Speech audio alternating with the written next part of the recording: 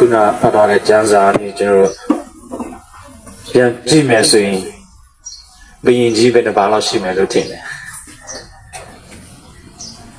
imuli jama ku ro phap ba khet de janza jero tan ji me so yin ming panya shi biyin ji be na ba le tong ba da ro di amya ti de biyin ji bo no min tong baနောက်ထပ်ဘယင်တစ်ပါးပြီးတူလဲဟေရိုမင်းကြီးပြီးတော့နောက်ထပ်ဘယင်တစ်ပါးက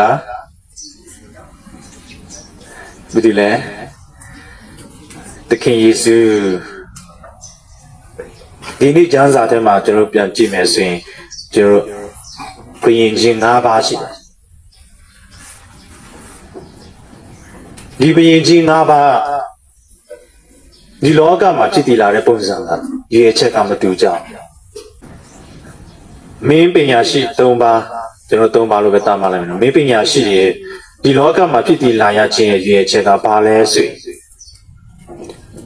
သူတို့တဲ့ကြီးများတဲ့အရာတွေကိုလိုက်ရှာကြတယ်ဒါကြောင့်မလို့သူတို့ကအရှိတန်ရန်နေဂျေရုဆလင်မြို့ရောက်လာတယ်ဘုရင်ကြီးဟေရိုမင်းကြီးကိုသူတို့မိတယ်ဂျူးလူမျိုးရဲ့ရှင်ဘုရင်ဘယ်မှာရှိတယ်လဲဂျူးလူမျိုးရဲ့ရှင်ဘုရင်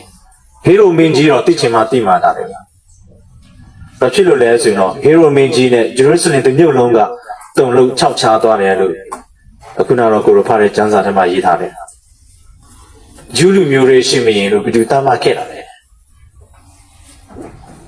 ဘာဖြစ်လို့ဒီလိုမင်းပညာရှိတွေကသိကြတာလဲအရှိတိုင်းနေတကူးတကလာကြရတာပဲသူတို့ထက်ကြီးများတဲ့အရာတွေကိုလိုက်ရှာသူတို့ထက်ကြီးများတဲ့ဘုရင်ကိုလိုက်ရှာသူတို့ကတကယ်တော့ဂျူးလူမျိုးတွေမဟုတ်ဘူးဂျူးရဲ့တန်ဝိုင်းထဲမှာလည်းမဟုတ်ဘူးဂျူးနေတဲ့နေရာနေကြီးလာတဲ့လူလည်းမဟုတ်ဘူးဒါပေမဲ့ဂျူးလူမျိုးရဲ့ရှင်ဘုရင်ကိုသူတို့သိကြတယ်ဆိုတော့သူတို့ထက်ကြီးများတဲ့အရာကိုလိုက်ရှာကြတယ်ဟေရိုမင်းကြီးကသူတို့ပြန်ပြောပါတယ်ဂျေရုဆလင်မြို့နေနောက်ထပ်ဘက်သလဟင်မြို့သွားအမဘယင်ကြီးကိုတွေ့ခဲ့မယ်ဆိုရင်ကျွန်တော်ပြန်ပြောပြဆိုပြီးတော့အကြောင်းကြားတယ်ဂျေရုဆလင်မြို့နေဘက်သလဟင်မြို့က10မိုင်လောက်ရှိတယ်အဲ့ဒီ10မိုင်အရင်ခေတ်အရင်ခါနဲ့ဆိုရင်လမ်းလျှောက်မယ်ဆိုရင်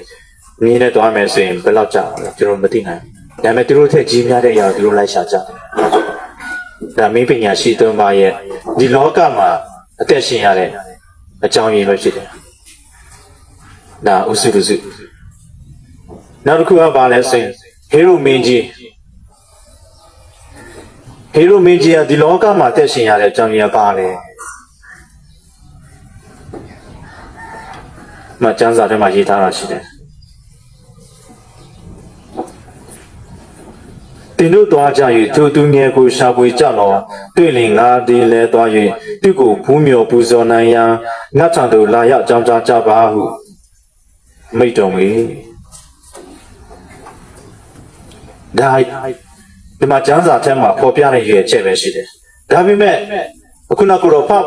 သွားပြီးတဲ့အေဝံဂေလိကျမ်းရဲ့အဆက်မှာသူတို့ကြည့်မယ်ကြည့်မယ်ဆိုရင်ဘယ်သလဟင်မြို့နေအနီးပတ်ဝန်းကျင်ရှိနှစ်အရွယ်နဲ့နှစ်အောက်ယောက်ျားလေးများကိုတစေဟေရိုမင်းကြီးရဲ့ဒီလောကမှာတက်ရှင်ရခြင်းဟာသူ့ရဲ့အာဏာဝေဂုံထုသူ့ရဲ့နေရာကိုမလူယူဖို့အတွက်ကလေးတငယ်နှစ်အောက်နှစ်အောက်ကလေးတွေကိုအကုန်လုံးတစေသူ့ထက်ကြီးများတဲ့လူမရှိအောင်သူ့နေရာမှာလာပြီးတော့အစားထိုးတော်ကိုသူ့တဘောမကြအဲကြောင့်မရှိတဲ့လူတွေအကုန်လုံးတစေတယ်ယောက်ျားလေးလို့ဒါဟေရိုမင်းကြီးရဲ့ဒီလောကမှာတက်ရှင်ရတဲ့အကြောင်းရင်းနောက်ထပ်ဘုရင်တစ်ပါးဖြစ်တဲ့သခင်ခရစ်တော်ဒီလောကမှာအသက်ရှင်တဲ့အကြောင်းရင်းကဘာလဲဆိုရင်သူတို့ဘာကိုကူညီဖို့အတွက်သူတို့ဘာကိုကယ်တင်ဖို့အတွက်ပဲဖြစ်တယ်ကျွန်တော်တို့ဒီအုပ်စု၃စုထဲမှာကျွန်တော်တို့ ဘယ်ဥစုထဲမှာပါလာလဲကျွန်တော်တူတူချင်းစီကျွန်တော်ပြန်ကြည့်လို့ရတယ်မင်းပညာရှိတွေကသူတို့ထက်ကြီးများတဲ့ဘုရင်ကိုရှစ်ကိုပူးမြော်ဖို့ဘိုးကွယ်ဖို့အတွက်ရှာတယ်ဟေရိုမင်းကြီးကသူ့ထက်ကြီးများတဲ့ဘုရင်ကိုတာဖို့ရှာတယ်တခင်ခရစ်တော်ကလူသားတွေကိုကူညီပေးဖို့ကယ်တင်ဖို့အတွက်ဒီလောကမှာဆင်းကြလာပဲဖြစ်တယ်ဘုရားဘိတုကိုကိုစားပြုတာလဲမင်းပညာရှိကိုကိုစားပြုတာလားဒီမိုဟီရိုမင်းကြီးကိုကိုစားပြုတာလားဒီမိုတခင်ခရစ်တော်ကိုကျွန်တော်ကိုစားပြုတာလား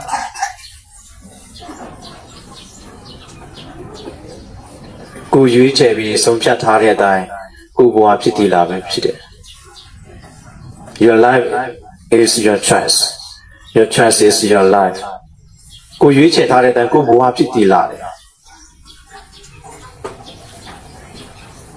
ပူကောင်းတဲ့လမ်းကိုကျွန်တော်ရွေးပြီးတက်ရှင်သွားမယ်ဆိုရင်ကိုဘဝလည်းပူကောင်းတဲ့ဘဝတစ်ခုဖြစ်လာတယ်မကောင်းတဲ့လမ်းတစ်ခုကျွန်တော်ရွေးပြီးကျွန်တော်တက်ရှင်သွားမယ်ဆိုရင်မကောင်းတဲ့ဘဝတစ်ခုကျွန်တော်ပိုင်ဆိုင်ရမှာပဲဖြစ်တယ်ကျွန်တော်ဘယ်ဘဝကိုရွေးချယ်မှာလဲဖះကိုတွေ့တဲ့လူတိုင်းမကောင်းတဲ့လမ်းကိုဘယ်တော့မှမရွေး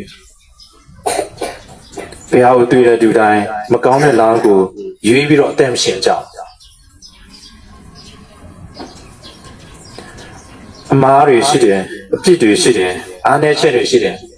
ဘဝဟောင်းလမ်းဟောင်းတွေကိုစွန့်ပြစ်ပြီးတော့စိတ်တည်ဘဝတည်လူတည်လမ်းအတည်နဲ့ကျွန်တော်ပြန်လာဖို့လိုတယ်ဒါမင်းပညာရှိတွေကျွန်တော်ပြန်ကြည့်ခင်ခရစ်တော်နဲ့တွေ့တဲ့အချိန်မှာဟေရိုမင်းကြီးဖက်ကိုပြန်မလဲတော့